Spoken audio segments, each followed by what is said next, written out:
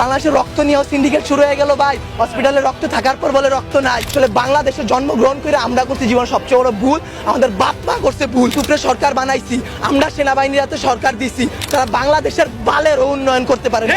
তারা 36 দিন পর তারা এনসিপি গঠন করে। তুলাই অভিশপ্ত না, অভিশপ্ত বাংলাদেশের রাজনীতি। রাতের বেলা লাশ গুম কইরেন না। মৃত সাগর বানাই দিতে আল্লাহ 2 মিনিট ভাবে নাই। ফেরাউন্ডে পানিতে ভাসাই দিতে আল্লাহ 2 মিনিট ভাবে নাই। আমরা তো পাপিষ্ঠ জাতি, আমরা তো খারাপ জাতি, আমাদের ডুবাই দিত আল্লাহ 2 মিনিটও ভাববে না। আপনাদের বলা আর এই যে নিজের গালে নিজে এইভাবে থাপ্পড় দেওয়া ভাই সেম কথা। ব্যথাটা নিজের উপরই, থুতুটা নিজের উপরই পড়ে। উপদেষ্টারা আসতেছে 20টা করে গাড়ি নিয়ে আসতেছে, উত্তরার রাস্তা বন্ধ করতেছে, সেক্টরের রাস্তাগুলো বন্ধ করতেছে। এতে যাদের যেই সন্তানগুলো আহত হয়েছে, নিহত হয়েছে, তাদের বাবা মাদের ঢুকতে দিতেছেন না আপনারা। তাদের বাবা মারা এখন পর্যন্ত খায় নাই। আমার মা শোকে শোকাহত হয়ে গেছে। আমরা 2 ভাই আসছি, আমাদের বোনরা আমরা নিয়ে গেছি।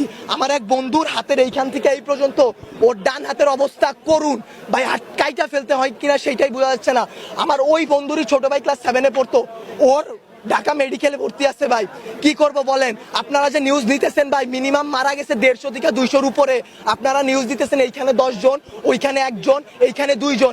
আসলে ভাই বলতে গেলে কি, আমরা উপদেষ্টা আনাইছি, আমরা ইউসুফরে সরকার বানাইছি, আমরা সেনাবাহিনীর হাতে সরকার দিছি। গালি ভাই ওই যে চিত হয়ে স্যাপ ফেললে কার উপরে পড়ে? নিজের উপরে পড়ে। ওইরকম ভাই গালি দিলেও নিজের গায়ে খারাপ